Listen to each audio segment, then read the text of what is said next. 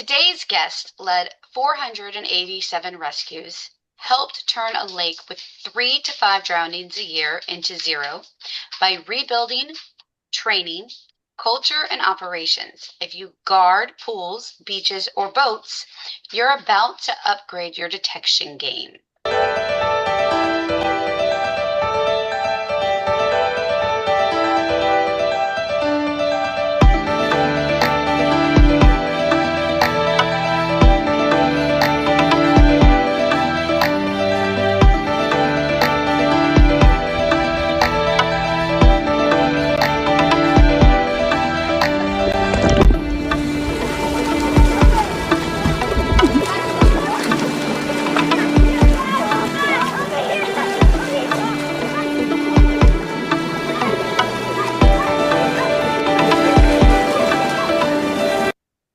Hey friends, welcome back to Navigating Neva. I'm your host, Neva Nicole, and we're here to raise the standards in aquatics without fear baiting.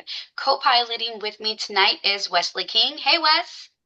Hey, everybody. And tonight our guest is Stephen Dixon. Hello, it's great to be here. So tonight, Stephen is with us, and he is an EMT DA. He was swiftwater trained, live bait ops, patrol boat captain for 80 hours, state courses, marine, water safety, peer driven, lots of stuff I feel we could definitely have in my area. So we're here to listen to your story, Stephen. Well, thank you. It's very exciting to be here. I started lifeguarding when I was 18 years old, and that was back in 1986 for the YMCA. I learned quite a bit from that organization, and then I went on to LA County Lake Lifeguards, and we have three lakes within our county. Our county is the most populous county in the country, so we typically have very huge crowds, which translates to the fact that we have a higher likelihood of incidents of all kinds happening. And what I'm hoping in the long run here is that I can share some of these stories and tease out the lessons of the stories to help some of the slower lakes that don't get the big crowds, yet they are at risk for having similar incidents happening. And it's not just a drowning or near drownings. It could be anything on land, if a car crash, bike crashes, or even a plane crash on the 4th of July, 2002 at Benelli Regional Park. You can find that on YouTube. There's a video there, and that was all of our lifeguards that were there. It takes 14 minutes for fire department to arrive, and by the time they arrived, we had a nice list of what kind of injuries and where they were. And we already had our helicopter spots pre-designated so that we can get the critical patients out. With that particular scenario, the last thing I'll say right now is we had 7 fatalities, including the 2 pilots, and 18 seriously injured. And so that's quite a little story that I'll try and cover a little bit later with more details. But that's why we're here, Stephen, to understand what open water reality is, right? I've guarded in water parks and open water, but to have the added, I say drama, but the added trauma as well of the lakes and the currents and the helicopters, and really for our audience to understand that from last week's guest who's been lifeguarding for a few years to you who goes back to the mid 80s when before Baywatch could tell a story about what actually occurred in real life and then be able to translate that to the challenges today. I think it's just phenomenal that you're here. And one thing I'll note too is the CISM facilitator, critical incident crisis management. I work with Tyler Anderson myself, and I think it's so amazing that you've also been able to carry forth the mental health, right? Back in your day, that wasn't a thing. And so to see you grow with the industry is so phenomenal and rewarding. So just again, thank you for sharing and looking forward to hearing more. Yeah. My first years when I first started, our rookie school, was about 80 hours, and then we were thrown onto the beaches. And And we had, during those 3 years that I was on the beaches, it was very hairy. We had a philosophy that we're in open water, so people are going to drown. And being an instructor trainer in lifeguarding and teaching for so long, by that point, I strongly disagreed with that. And so after 2 years, one of our beach captains had to retire out on injury, and that's when they asked me to step in and coordinate all the trainings. And so during those trainings, I tend to get more out of people if I build them up rather than tear them down and embarrass them. And so that set a climate of learning and a free learning, a climate that no question is stupid or anything like that. So what we saw when I was first there is it was common that commonly known we're going to have fatalities because we're an open water facility. And to give you an idea, up at Castaic, the swim beaches are on the lower lake, and it's about a mile long, 3 miles of shoreline. The upper lake is 31 miles of shoreline that we also patrol. Um, and no swimming area on the upper lake. Um, so um, essentially, when I took over the trainings, I changed the philosophies. I addressed things like just little things that I learned by listening to the more senior lifeguards who were okay with the philosophy of we're open water and people are going to drown.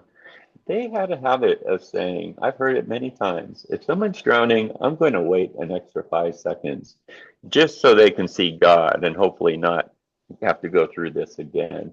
And that was incredibly reckless because when someone is drowning, when they're in the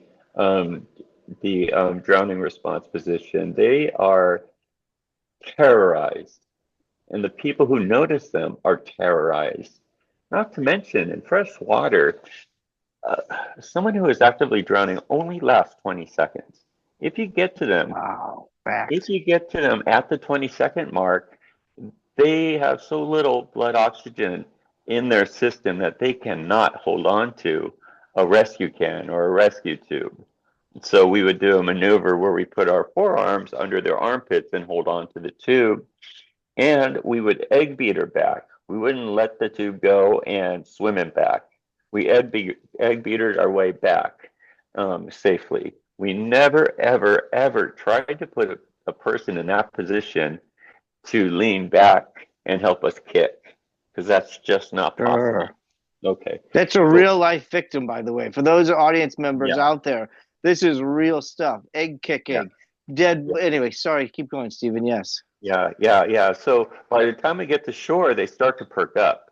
And then the panic of what happened and the stunningness of what they felt became so apparent that this person has been scarred. And so as they come to, we get closer to shore, they get more oxygen in their blood, and then they get really tense and hold on to the rescue tube. So once we get them into shore and work with them a little bit to make sure they're up to par, if they're in that situation, we do, something, when in doubt, we go all out. Okay, that's a very important philosophy. When in doubt, you just go all out. And so we would call in the fire department so that they could be assessed and whatnot. Now, if it's a child, let's say it's a young child under 2 years old, their body fat is in their arms, in their legs. They don't have the muscle memory or the muscle to learn to bend their knees and lift their head up because their head is still really heavy. So these are very quiet events. We've called them face plants. They just lay on their face and they're just doing something with their arm. And so we get to them as quickly as possible. As soon as we recognize it, we grab them. However, with that being said, they don't always struggle on the surface. Okay. Mm-hmm. Sometimes it's underwater, yet they're struggling. There was this one at the end of my rookie year. It was late in the season in September. It was a warmer year in September for us that year. And I saw the corner of my eye what looked like a fishtail kicking the water and trying to get away from swimmers. And I thought to myself, am I sure that's a fish? And as soon as I asked that, I know when in doubt, go all out. Go. I went You don't all know, out. go. I got my happy face over there and grabbed that and reached down and pulled up the little girl. And she started crying, which is magic to my ears. That means she is a breathing. We locate the parents, we let them know what had happened, and then we encourage the parent to sit on the shoreline with the youngster so that the youngster can come out of what was just terrifying. And hopefully, after 20 minutes, when they leave, they remember that they were having a better time when they left rather than leaving traumatized after a drowning. So that was one of the techniques that we did. So another issue that came up that was philosophically taught back there up until 92 um, um, was the um, was the um, You were working on some of the coaching and culture dynamics. You were training the team with some of the culture changes. yes, the folks that like to use the word "what an idiot" turned out to have more rescues done in front of their tower by other lifeguards There you go.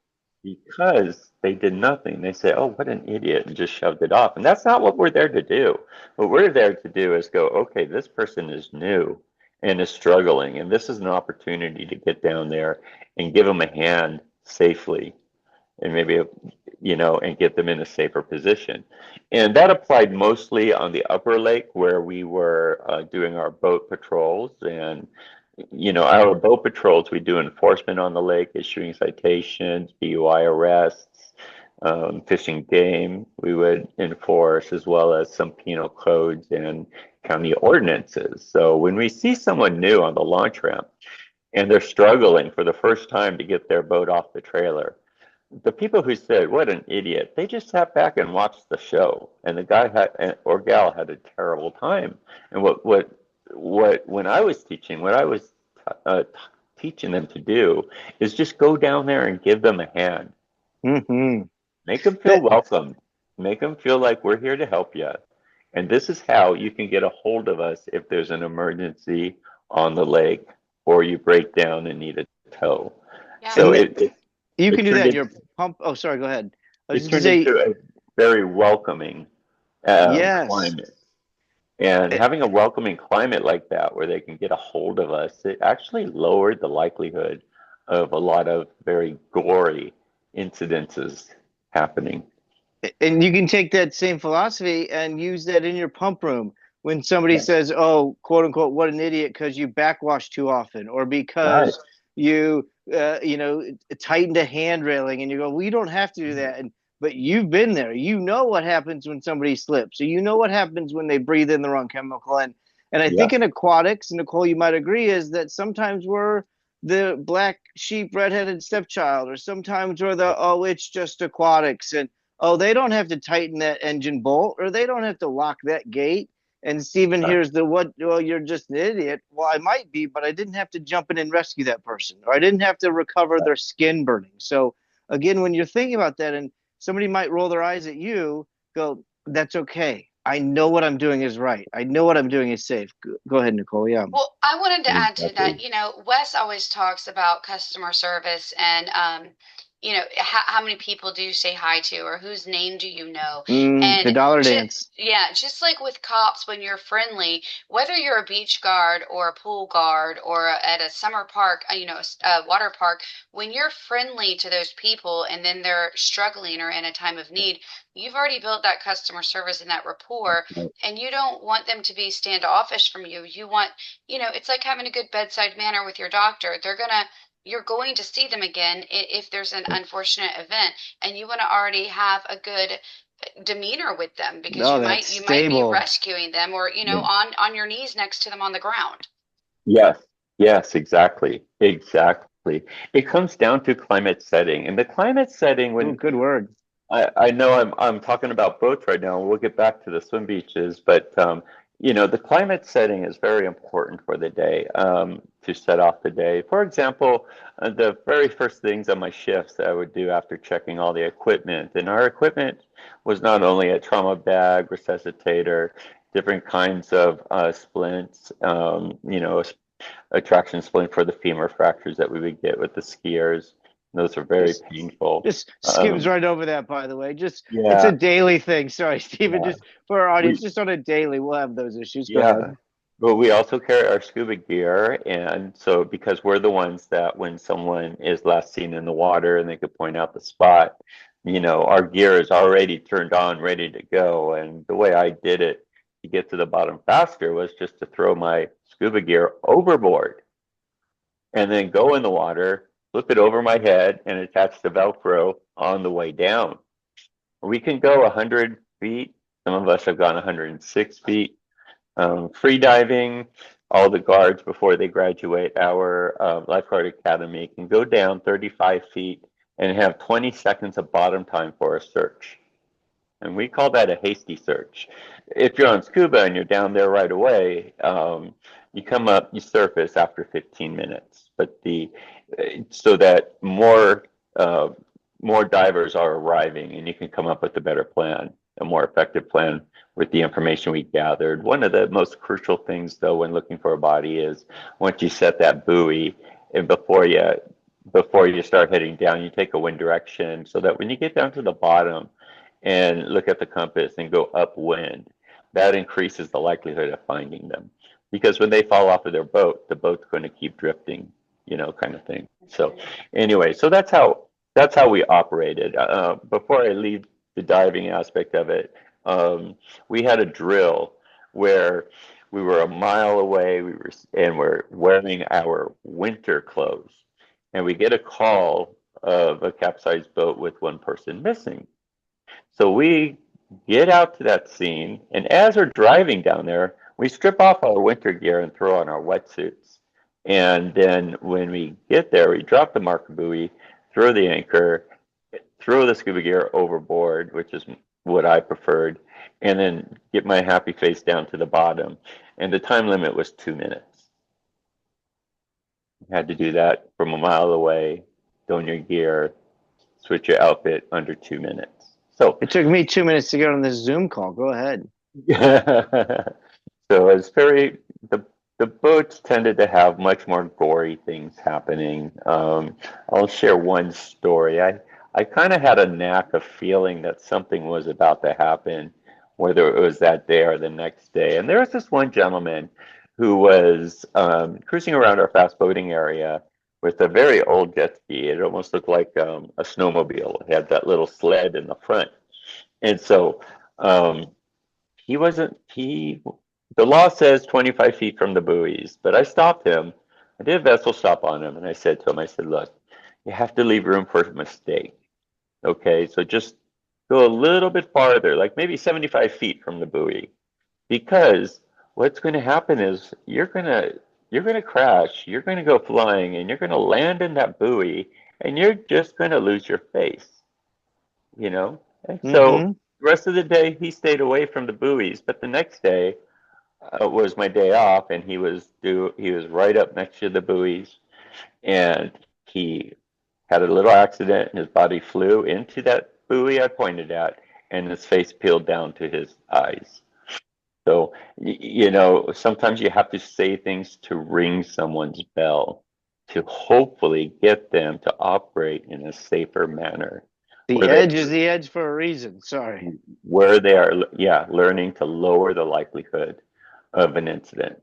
And that is the key when patrolling the boat. So when I came on duty, I did a lot of vessel stops. We don't need probable cause to stop a boat. We can just do safety checks on the boat. And that safety check I always treat it as a educational opportunity to where we check their fire extinguishers, we check their life jackets, they put on the life jacket so it's properly fitted. And we spend time doing that with them. And then we follow it up with, if you need anything, this is how you get a hold of us on the Bingo. Marine Band radio.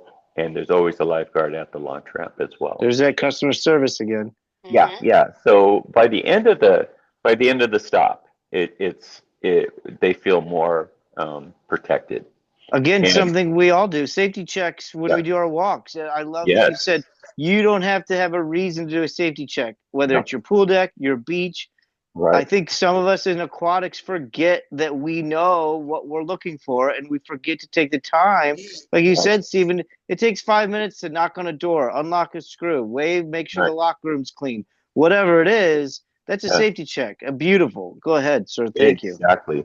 That's exactly what it is. So that's how I set the climate for the day. Now, there would be occasions where you pull over someone and they're going the wrong way, in the lake. And, we tended not to play games. We just said, "Good morning, skipper. The reason we're stopping you is because of the direction that you're traveling." And then we would do our safety checks and this, that, and the other. Now, if that person right away, after I say why we stopped them, says, "Well, what about everyone else? Why aren't you stopping them?" At that point, I realized that my words are not going to change a thing. And that was the time to issue a citation. Mhm. And that's how we did it. And the Mhm. idea is so that we can trust the boater will do what they can to lower the likelihood of incidences happening. I So I'll love leave, that. yeah, that worked out really well. Um, Before I get to the swim area again, I'd like to do another quick tangent, and that is a lot of times we, our resources are maybe 3 lifeguards during the week at a Ooh. day. Okay, so there was this one, 1992. Um, it was Super Bowl Sunday. We did a crew swap, where the late crew gets dropped off, and then the early crew gets on the boat and goes up and does the rest of their shift. And as I was setting up my gear and everything, something told me to look up, and I looked up, and there was this brand new Suburban rolling down the launch ramp, which is 12.5-degree slope into the water. And once they start rolling backwards and hit the water, they will quickly go past the 25-yard docks and whatnot. Hmm. So it was 51 degree was the water. And I hit the radio and I let the guys know, "Hey, vehicle in the water, 2 people on board." And I swam. You could see the route I took because all my winter clothes were being thrown off. You left a Okay. trail. Yeah, yeah. And I kept my suit tied. So I dove right in, got my happy face out there. I saw the skipper responding. He was less than 3 seconds away. So I knew that what I'm going to do is push down on the engine on the opposite side, on the passenger side, which would raised the window on the driver's side so no water would come in or less water. And that allowed the boats to get in and reach in and get the mother out and then coax the 8-year-old girl who was so scared and terrified to come out Yeah. with them. Yeah. And so once we got them on board, they threw me the tow line. I dove under, hooked it up to the axle, and then swam that Suburban back to shore. And on the way back to shore, just to remind you, we have limited resources. And there is this one group of people who utilize our lakes that you can depend on, and that is the fishermen. They're watching what's happening. And Always. if and Yes. I had no problem saying I could use a few hands. And they all reel in their lines, drop their stuff, and jog over. And what they did, what I needed them to do at that point was to hold on to the tow line so I can grab something to chalk the tire. And then once the tire was chalked, we were good. And they went back to fishing. And so that they really helped save the day. Um, the way it turned out was their brand new Suburban that they bought the day before. They brought it back to the dealer, and the dealer listened to the story and gave them a brand new one, which was nice. And I'll end that story right there. That, for the audience, that is not the moral of the story, to be clear, Stephen. The moral of the Yeah. story is to be better at docking your boat and don't count on getting a brand new car back. And Yeah. fishermen are awesome, but that is fantastic. Yeah. And Yeah. first of all, Nicole and I just love, we always try to steal something from our guests. My happy face. If you're okay with that, we're just I'm going to fine use with that that. We're for the rest of our stealing your happy lives. face. Yeah. It's welcome to all. And the other takeaway I have that I keep hearing you say, and Mama taught me, if you hear something twice, pay attention. And you keep saying the things to do to reduce the risk of an incident happening, right? Taking measured steps. And I think again our audience does it in their own way, but hearing that reinforced in so many deliberate ways, whether it's the equipment check, whether it's your climate setting, whether it's the way you speak to people, all of those things do very much lead into lowering the percentage of an incident occurring. And it's just so impressive how you tie it all together. So, lowering the likelihood. yeah. Lowering the likelihood. Yes, thank you. Yeah. So I don't share a lot of my own personal stories on here, and I know you're trying to segue out of boating, but I want to tell you what happened in 87 to me, just because I'm curious if you ever were there for somebody else who may have had the same story I had. So in 87, my dad had an inboard motor and he was filling the boat up with gas, and I was in the cabin. I have no idea what I was doing. Flips, cartwheels, who knows? And the boat caught on fire. And I remember the boat catching on fire, and I think I was 4 or 3, so I froze because I just froze, and my mom picked me up, and we jumped onto the dock. And of course, everybody ran out of the marina and helped my dad. And I think what we did is we just pushed it out and let it. I think we let it burn. But like you said, the 8-year-old, you had to coax her out of the car. I remember I was 4 and I was just, I was petrified. I did not know what to do. And of course I love water and I still swim to this day, but I hate fire. Yeah, I'm against fire. Part of our training is marine firefighting as well. What you described is one of the most dangerous situations, and that is when you're refueling or even when our boats are in the boathouse and we're opening for the day. Before we ever start the engine, after we check the engine thoroughly, we run these fans, and they're called blowers. And what they do is they take the fumes out of the engine compartment and also assist in taking the fumes that leak out of the engine compartment throughout the boat, which is probably where the fire started. And it's a really tricky situation to handle because if you were to step, it's good you got off the boat. If we were to step onto that boat, the float on the bilge pump would activate, and that spark would ignite the boat. It's a very quick event. It's an explosion, and then it's gone. Yeah, it was terrifying. I was scared. Terrifying is right. So how we did that was we slid open the engine cover with one of our stiff bristle boat brushes, deck brush, and that gave us access to that float that was attached to the bilge pump. So we would use the opposite end of the brush and hold down the float, and that enabled us to step onto the boat without bringing a spark with us and turn off the batteries. That's some mechanical engineering right there. Yep. And so from there, we can use fans. We could just wait until the fumes, if there's a breeze, go away. Or if it's really bad, the fire department can replace the fumes with a foam that can be rinsed off when you're out of the water. It could be rinsed off somewhere else, kind of thing. But those, oh my gosh, I've seen a lot of those lately actually online where the boat explodes at the fueling dock. Yeah. At the risk of going too off a script, I was raised on the Illinois River, Central Illinois, a very brown river. My mother could almost still get up on one ski. My grandfather's boat. It's a brown river and it's choppy.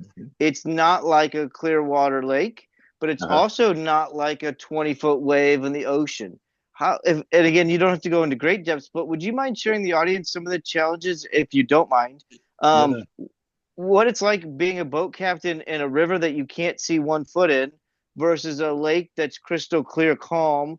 And again, you don't have to, but I know you have experience in those environments where I can go underwater and you never know I existed, or I can go over water and 20 people can see me, but they can't get to me. How have you kind of worked through that over your career? Because I've lived that as a consumer, and it's not fun. No, it's not fun. And let's say that if you disappeared under the water, what we do is the witnesses will point to a spot. I last saw him there. And then what we do when we look at that spot is we look at the lakes, the wind direction, okay? On the rivers, we look at the currents. There you go. If the current is just coming through a rapid and is moving strong, there's usually a calmer area next to it where the water eddies in because it's a lower Oh, pressure and it eddies in, and that's usually where the bodies or the people wind up. And so that would give us a perimeter of where to start to search for you to get you up. Now, the one thing in a river versus a lake is that the current can work with you. Just okay. like just like if someone was in the instinctive drowning response on the ocean, where we have, because it's salt water, we can have up to 45 seconds to get to them. Right. Okay? Twice as long almost, right? Yeah, yeah, because it's more buoyant. And also because there's a current. And when there's a current, it literally prevents the person from getting vertical in the instinctive drowning response. Okay. So that trends over to rivers as well. So once you get a hold of the person, let's say it unfolded this way. Our plan was to throw someone out there, get someone out there as live bait, which means that we are tethered to a group of firemen. Mm. And the plan is to get to them in that moving water and then just hold them up and let the rope get taut. And when the rope gets taut, it swings into that eddy area, and that's where we could do our exit point. Could you describe live bait a little more? Because I know that's Yeah, something we wanted to get to. We all hear dummy drownings. We all hear red ball drills. We all hear find the volleyball. I think right. what you're going to describe is a little more real, in a good way, for our audience. Yeah. So what live bait is, it's a kind of drill where you're tied. You're tied either under a helicopter or you're tied to the shoreline. And it's usually in a strategic spot to where once you get to the victim, the current will swing us over to the eddy in a quieter spot in the river. Now, under a helicopter is very different. You're dangling under the helicopter. The helicopter, at the time that I was being trained, the helicopter faces into the current. Okay? They place the live bait, which typically lifeguards are better at being live bait because we have swimming background as Sure. opposed to the firemen. And the firemen do quite well with all their gear on. Now, don't get me wrong, they are very valuable. But we do have that It's a extra different skill experience. set. Yeah, it's a different skill set. So we would get dangled down to just above our knees, okay? And what that would do is we move our legs, and that would get fine-tuned if we're going to move one side to the next. We're armed with what's called a capture strap, and it's a cinching strap. When the victim comes to you right away, you click that strap on, and it cinches down onto them.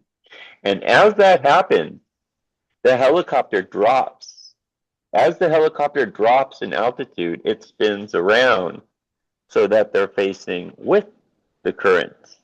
And so once their crew chief is looking at us and see that the capture strap is on, I give the OK signal and off they go. And what they're doing is they're taking us with the current and lifting us out of the water. And we're in the air maybe 10 to 15 seconds and then drop down on shore. And then we can cut the victim loose and do our assessments and what we need So to the get. movie The Guardian with Kevin Costner, but in Yeah. real life, got it. But real Yeah. life, Yeah. real life, Kevin Costner and Ashton Kutcher. Yeah. Okay, that's. My ears perked up when you said I put my feet into the water, so I purposely lose the ability to use them, and then I start the drill. Okay, got Right. it. So again, for our audience, it's okay to get real. We had a guest on last week that said I make my staff swim the 200 yards to the Red Cross. Good. Stephen makes your knees get in the water. We make the helicopter turn. Like these are things that we shouldn't be afraid of trying and practicing, no matter how in depth or Yeah. eye rolls we get. Right? Exactly. And here in Los Angeles, the Office of Emergency Services really does an outstanding job in bringing by all of the local resources, Mm-hmm. whether it's a police helicopter, a sheriff helicopter, Air 5, which is an amazing helicopter, as well as the LA City and LA County Fire Department, which have actually the same model of helicopters, and they work very well together. So we do this training in November. Part of the training is also practicing for plane crashes at sea. So the helicopters utilize the parking lot as their LZ, their landing zone, for about anywhere from 5 to 8 helicopters. And we're set up in our 7 mils in our heavy wet suits. And we get into one of these helicopters as a team of 2. One of us is carrying an 80-pound bag, which inflates. So the helicopter takes off, it gets up there really high, does a big circle, and as they are descending, the crew chief says, get out, get on the skids. So we would step onto the skids of the helicopter as we're descending down. And when they get to about anywhere from 40 to 25 feet, that's when the crew chief taps you and you step off of the helicopter. Push off the helicopter because that'll make the helicopter rock. Right. Yeah, you have to So, stably, yeah, like a pencil drop, right? right. So when we hit the water, what happens next is we inflate that raft. We have 2 rescuers to 1 raft. One rescuer is out collecting the people they can and bringing them back to the raft. The other person is pulling the people into the raft and then trading when the rescue swimmer needs a break. And that's how we do it. That's the drill that we do. So we would be dropped in the water, swim back to shore, maybe about 25, 30 yards, and then we had to go up about maybe 50 steps, and then we're back onto the LZ parking, the parking lot being used as the LC, and then hop in the helicopter again and do it again. So we had that drill, which is really, really interesting. Now, the other drills that we had, which are very important, especially in urban areas with horizontal channels that makes the rainwater move quickly towards the ocean. The PWCs are being used, and there was like about 7 classes, and I'm sorry, 12 classes, and I made it to the 11th class, and then I got hurt, and I couldn't do the final one. But what we did drills like on the lake in freshwater, learning how to capsize or right the jet ski, learning how to do the turns and this and the other. Because when you're on a jet ski, once you let go of the throttle, there is no turning. There's no turning. You have to hit the Good point. throttle to turn.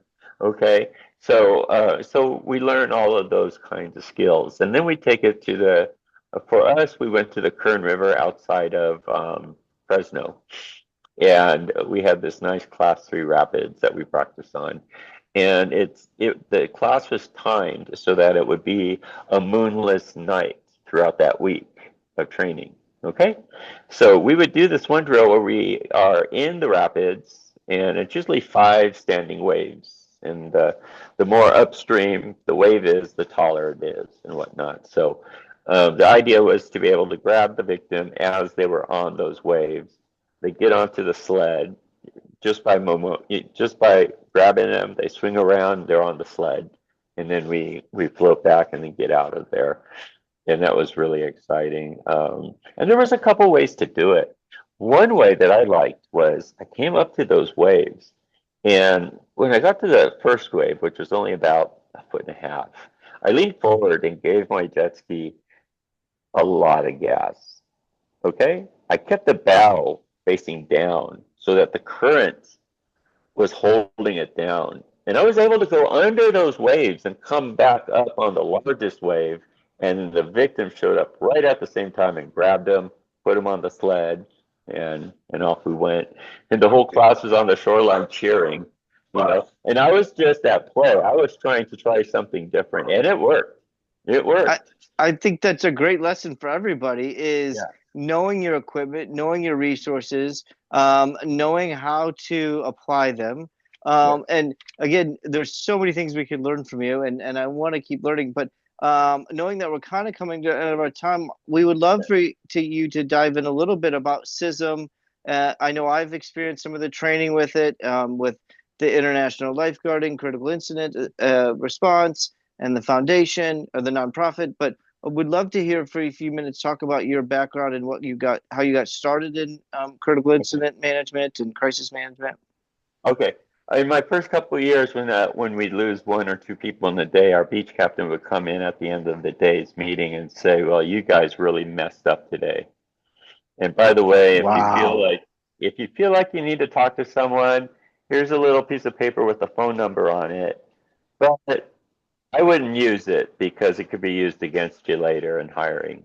So Okay? we've come a long way. All Yeah. right. So that's where we Now, started. Got it. in the year 2000, LA County Fire Department was putting together their new CISM, Critical Incident Stress Management. So I took those courses and I became a peer debriefer. I've done approximately 15 different debriefings, and they're all kinds of different kinds of fatalities and incidences and whatnot.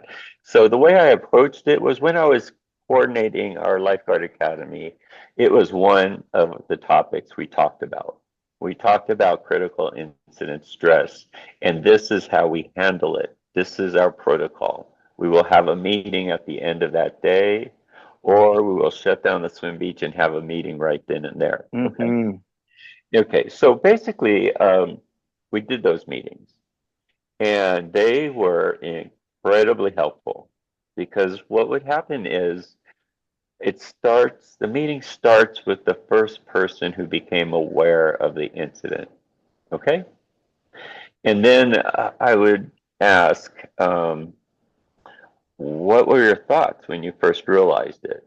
Okay. I'd never ask what your feelings are, but Mm-hmm. by asking what your thoughts are brings them closer to their feelings. Okay. Psychological first aid. Yeah. Correct. Then the second person would talk, and the second person would say something a little different because the second person was coming in from a different angle. And so when the first person hears the story of the second person, then it makes more sense because they were missing some information strictly from their vantage point. And so that's how the meeting went all the way around. Again, for our audience members, the ability to remove some of the emotion, the ability to have the tactical conversation and hear perspectives allows you to then to understand your emotion and what maybe was real or wasn't real. And it's not easy to be done, and there's training that's in place for it. But I Correct. think there's so much value in having those conversations. Sorry, Stephen, go ahead. So a week later, at the end of it, we would talk again about some of the signs and symptoms of PTSD and how common they are. Okay. Now, this piggybacks the presentation in their academy class when we talked about critical incident stress and the model we use. Okay. So they're already familiar with the nomenclature Mm-hmm. of what we're talking about. So Mm-hmm. to finish through with the program, we go a week later and a fire department psychologist, and it was always the same gal. She was wonderful, who would come and sit in, and we would do the meeting all over again. Because after a week, that's when the signs and symptoms and flashback experiences, Mm-hmm. and it's not just closing your eyes in the shower and seeing 100 people drowning at once. It gets a lot deeper than that. You can taste the gasoline in the water. You can taste the blood that's squirted up by your You can face. smell it in the air or the gas. Yeah, yeah, absolutely. You can All of smell it in these your. triggers, Mm-hmm, all of these mm-hmm. Well, triggers, and it produces a hypervigilance, which I used to my advantage, that hypervigilance. you know what But I anyway, think no yeah, one ever talks about, and I'm sure I don't know if you guys do this or not, but I also teach CPR. I mean, yeah, obviously in lifeguard training, but I yeah, teach it to civilians and lay responders. And last year I was doing training, and I've known this guy for years, and he was just coming back for his renewal, and he had to do his thing was adult CPR, and right, his father had passed that year, and I knew that, but I didn't know that he did CPR on his father. So we're right, sitting in the room, and his teaching comes up, and he's like, I don't know if I can do this. And I'm like, well, I didn't know he had done it on his father. right, So I, of course, didn't have him do that. And then I had a woman, we're partnering together to do a CPR, a hands only for the community. And right. she started this hands only for the community because she was the first responder on her husband. But I think a lot of times people don't even realize that having somebody come and do a CPR skills test, if they did it on a loved one, If that they've is witnessed it, or yeah, yes, It my yes, uncle, triggers. my yeah. It's uncle's a very battalion triggering. chief. My uncle's a Uh-huh. battalion chief in Peoria, Illinois, and jumped on his father, my grandfather, in a parade. and looked down and looked in his fireman gear, looked down, and there's your father. And I'll never. But you, to your point, Nicole, you can just hear about it. It could be and to your point too, Stephen, you don't actually have lived the emergency or the incident to have repercussions from it emotionally or physically. And I think to both of your points, we don't always remember that or address it. And so again, we've come so far, even with Ilsera and the CISM training. And again, Tyler Anderson is a name that I want to keep throwing out there because right. He's wonderful. And so just combining all of these assets and resources that you've experienced into now the new era, right? The mental health era, the preparation, the prevention. Anyway, I know, Nicole, there's probably a few questions to kind of bring us back to the end, but Stephen, this has been amazing. Just to add to what you said, Wes. Oh, sure, please. I always took it upon my shoulders that I am responsible for the well-being of the lifeguards who I'm looking after. I'm always responsible for that. So I do everything I can to make sure that they are taken care of, heard, get the help that they need, and going on from there.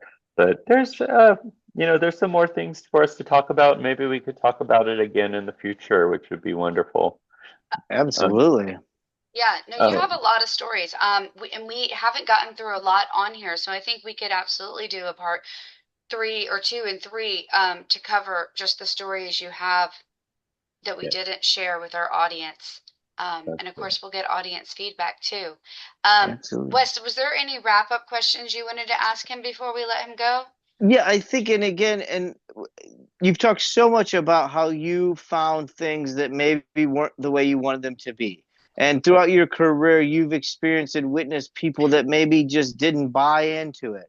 Is there a way for you to maybe summarize how you were able to overcome that? So many people in aquatics are afraid to just stand up and say, this is the policy, or my boss doesn't know what I'm doing, and how do I prove it? But you've really conquered that and done it in multiple facets. Is there any sound advice or takeaways you could give our audience to say it's okay to do the right thing? It's okay to stand up for what Yeah, and to be able to articulate why, and the answer better than I just did. And the answer to the why comes down to lowering the likelihood of an event happening. Say it again. # lower the likelihood. So really quick, the way I did that was the philosophy in the Lifeguard Academy changed when I started teaching. Okay, we spent a lot of time on details on whatever the topic was. And throughout the whole thing, I tend to build people up, give them credit for what they're doing, and it goes a long way. It shows that you really appreciate them. It shows that you understand where they are at, whether it's their first year or third year. Where they are at, and coming to help them or look out. Meet them where they're at. So to answer your question, it came down to that training. That was one of it. That was the training. And we did different philosophies. We removed the term idiot. We got rid of the idea of let them struggle longer and maybe they'll learn a lesson, because 487 swim rescues I had, and at least 30 of those were in the lifeguards tower next to me, right in front of their tower. And those were the people that the pattern was. Those were the people who were using the term idiot. Those were the people who were letting them struggle an extra 5 seconds or so. When we don't have 5 seconds to give them, it's only 20 seconds of recognizing, get your happy face out there and grab them. So it's stealing happy face again. HR might not let this generation call people idiots, but we all know the eye roll. We all know what that term means. And if you take what Stephen's saying to heart and you look around and somebody goes, nah, I don't know why you're doing that. You go, I know why I'm doing it, because I'm going to lower the likelihood. I'm going to lower the likelihood of having a real problem. And again, just the way you go about it with your approach, with your humility, but also with your insistence, I think is something that everybody can take away for sure. Right. Exactly. Absolutely. Exactly. So. And it worked. It worked. And it works. Right. 487. Wow. That's crazy. It worked. That's amazing. Yeah.